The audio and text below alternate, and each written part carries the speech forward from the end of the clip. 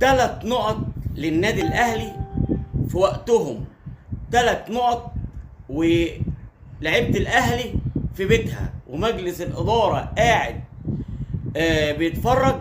3 نقط خدهم من مفيش، بدون تعب بدون مجهود.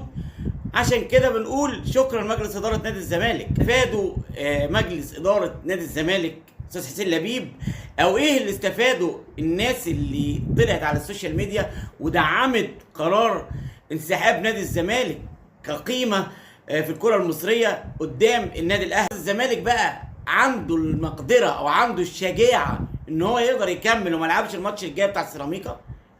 لو لعب ماتش سيراميكا يبقى هو فعلا كان خايف من النادي الاهلي، وخايف ان النادي الاهلي ممكن يعمل عليه سكور النهارده ويفوز عليه باكتر من 2 و3 و4 و5.